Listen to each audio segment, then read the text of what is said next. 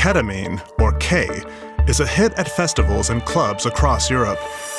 Doctors use it as pain medication and an anesthetic.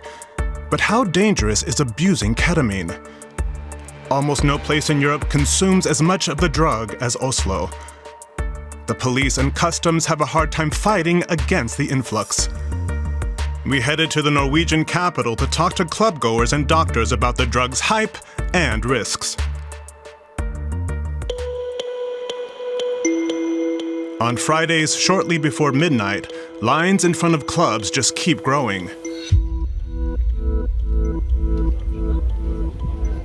Where there's EDM, there are often drugs, even if people don't like talking about it.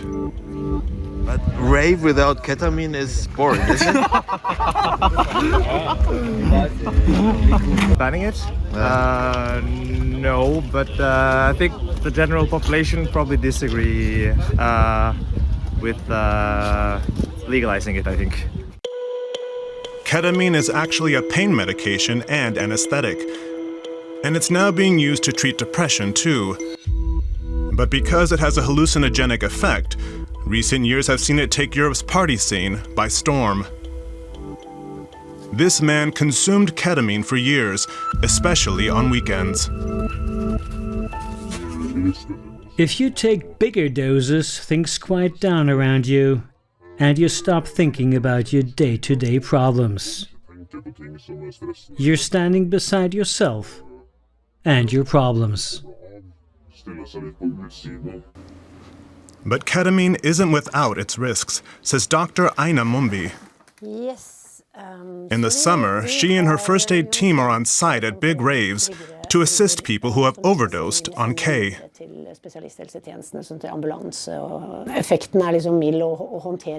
Users can reach a state where they lose control. That's called a K-hole. Those are usually brief episodes, but people collapse, and it's hardly any different from other critical drug conditions. On the black market, ketamine is cheaper than alcohol, and many people think it's less harmful too, but they're wrong. In the long term, abuse can impair the bladder, causing serious irreversible damage. People take it to reduce social inhibitions. We Norwegians generally have a lot of social inhibitions, which is why people consume so much alcohol here. Norway banned possession of ketamine for non-medical purposes in early 2026. But the opposition still thinks the government's drug policies are too liberal. When it comes to ketamine, they've had enough. Ketamine can trigger things like fear and paranoia. It affects our children, who will then need treatment. That must stop. We can't let this go on. Most of the ketamine enters Norway illegally in the form of pills, usually sent by mail. Customs officers can hardly keep up. The quantities being confiscated keep rising each year. We used to have one piece of mail containing 5 to 6 grams at most. In 2025, we intercepted whole packages, each containing up to 5 kilograms of ketamine. We're clearly witnessing a new trend.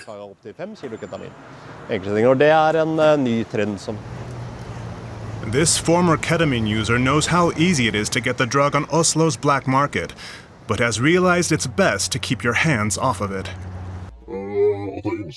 At some point, I realized that every time my ketamine stash ran out, I immediately had to buy more. I consumed it every evening, and at some point, I understood I'd gotten addicted. I just had to stop. But long winters and people's fear of loneliness mean drugs like ketamine will likely keep finding buyers in Norway.